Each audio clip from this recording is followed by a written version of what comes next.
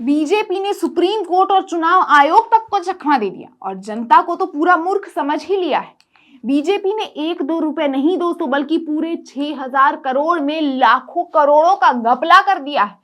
Electoral bond तक में इस झूठ को छुपाकर कैसे बीजेपी डकार तक नहीं मारती है, बताएंगे आपको इस वीडियो में सारा सच। तो वीडियो को पूरा जरूर देखिएगा दोस्तों, और वीडियो में आगे बढ़ने से पहले देश नीति को सब्सक्राइब भी जरूर कर लें। नमस्कार, स्वागत है आपका देश नीति में।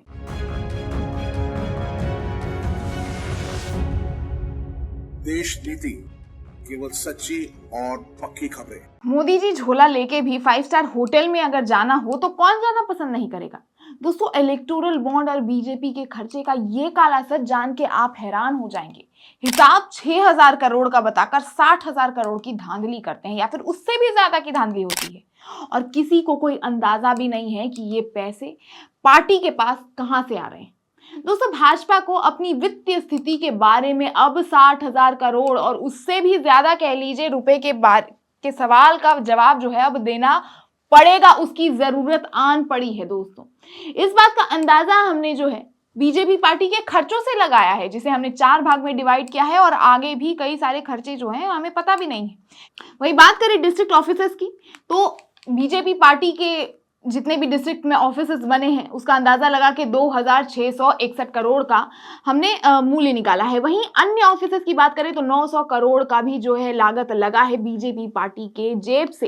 स्टेट इलेक्शन के जो खर्चे पड़ते हैं इन्हें, वो करीबन 16,492 करोड़ का पड़ता है। वहीं लोकसभा इलेक्शन के खर्चे जो इन्हें पड़ते हैं वो है 54,000 करोड़ से लेकर 87,750 करोड़ तक का के बीच में, या फिर उससे भी ज्यादा जो है बीजेपी पार्टी खर्चा करती है। दोस्तों, ये सभी जो डाटा है वो बीजेपी पार्टी के ऑफिशियल एक्सपेंडिचर से लिया गया है। अब आप अभी ही देखिए कि इलेक्टोरल बॉन्ड में दिखाया गया 6,000 करोड़, और यहाँ बस चुनाव के खर्चे आप देखिए, वो भी सिर्फ स्टेट्स के 16,000 करोड़ से भी ऊपर सिर्फ राज्यों के चुनाव में लगा है।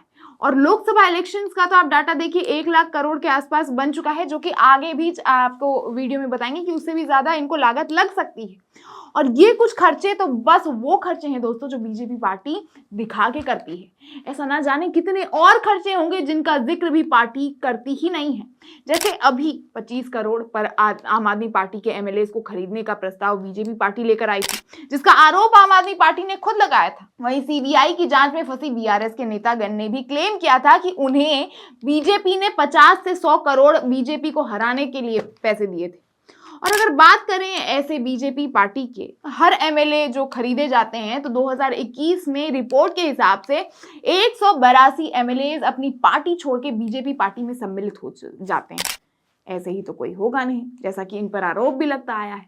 और द वायर के एक जर्नलिस्ट के सर्वे के हिसाब से 2023 में ये आंकड़े बढ़कर 444 एमएलए हो गए, जिन्होंने अपनी पार्टी छोड़ के, मतलब 444 एमएलए जो हैं उन्होंने अपनी पार्टी छोड़ के उन्होंने बीजेपी ज्वाइन कर लिया। ऐसे कई मामलों का जिक्र दोस्तों आगे इस वीडियो में होगा, तो वीडियो को पूरा जरूर देखिएगा, मैं बार बार बोल रही हूँ। वहीं दोस्तों, बात करें अभी देश में लगभग 1/3 जनता जो है कर्ज पे कर्ज लिए जा रही है, सोना जवाहरात बेच रही है।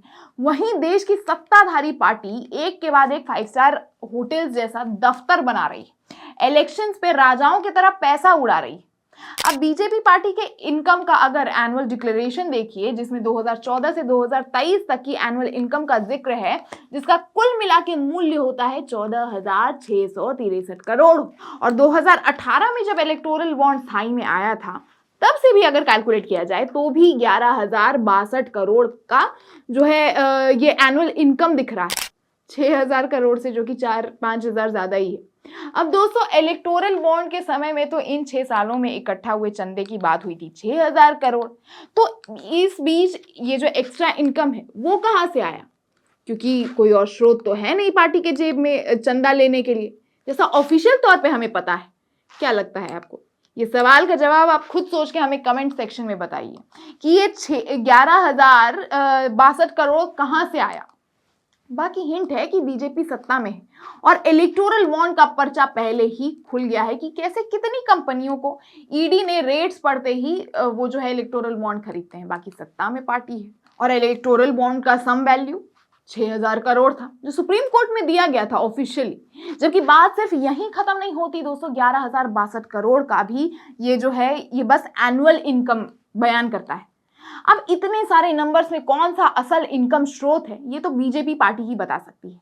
जबकि आप हिम्मत देखिए, देश की अर्थव्यवस्था डोल रही है, देश विदेश सब जगह ये बात चल रही है और मोदी जी की बीजेपी पार्टी मस्ती में झूल रही है। 2016 में बीजेपी ने टाइम्स ऑफ इंडिया को अपने हर दफ्तर के खर्चे के बारे में बताया था, जिसमें उन्होंने हर पार्टी पे लगभग 2 से 3 करोड़ के खर्चे का अनुमान लगाया था और जमीन खरीदने का जो खर्च बैठता है वो इसमें इंक्लूडेड नहीं है दोस्तों। जिसमें उस समय पता चला था कि लगभग 80 करोड़ 36 ऑफिसेस बनाने में खर्च हुए थे, जिसमें जमीन खरीदने का खर्च बिल्कुल इंक्लूड नहीं है। मैं बार बार बोल रही हूँ, जो कि अभी अगर देखा जाए तो वो 8 साल पुराना ये बात है। जो अभी के बिल्डिंग्स में उतने खर्चे, महंगाई के मद्देनजर अगर देखा जाए तो पार्टी के इंफ्रास्ट्रक्चर की बनावट में, अब 5 स्टार जैसा होटल जैसा जो है उनका इंफ्रास्ट्रक्चर होता है, साथ में जमीन का भी जो वैल्यू है वो आसमान छू रहा है। तो इसी बीच में आप सोच सकते हैं कि कितना खर्चा अभी बैठ रहा होगा। जबकि भोपाल के अगर बीजेपी ऑफिसेस की बात की जाए दोस्तों, तो वो अकेला 100 करोड़ का लागत से बना है और गुवाहाटी में 25 करोड़ का बीजेपी ऑफिस है। और मान के चले कि एक ऑफिस में 25 करोड़ की लागत लगी भी है तो 900 करोड़ रुपए के आसपास का निवेश तो कहीं नहीं जा रहा है, उससे ऊपर जरूर बढ़ सकता है। जबकि बात करें दोस्तों दिल्ली के बीजेपी ऑफिस की, तो कांग्रेस के हिसाब से दिल्ली के अकेले की बीजेपी ऑफिस की लागत है 700 करोड़ रुपए, जैसा वो बताते हैं। बाकी आवास योजना के तहत जहां अभी तक देश में सिर्फ 35 लाख घर बने हैं, वहीं पिछले 10 साल में दोस्तों सिर्फ एक बीजेपी पार्टी के महलों जैसे 5 स्टार जैसे ऑफिसेस की बात की जाए तो वो 887 पार्टी ऑफिसेस बन गए, जिसका मूल्य दोस्तों आपके होश उड़ा देगा। एक तरफ देश की अर्थव्यवस्था के बारे में विदेश तक में बात होती है, वहीं दूसरी तरफ मोदी जी की पार्टी की अर्थव्यवस्था में भी आगे बढ़कर हर जिले में अपने लिए ताजमहल खड़ा किया जा रहा है। जबकि बात करें दोस्तों अगर इनके इलेक्शन कैंपेन्स की, तो सीएमएस की रिपोर्ट के अनुसार 2019 लोकसभा इलेक्शंस में बीजेपी पार्टी ने 60,000 करोड़ का खर्चा किया था, जो 1998 के इलेक्शन कैंपेन्स में अगर बात की जाए तो वो इसका 20% का भी खर्चा नहीं था। जबकि 2014 में द वायर के सर्वे से पता चलता है कि यही खर्चा 1,35,000 करोड़ रुपए का पूरा खर्चा बैठ सकता है।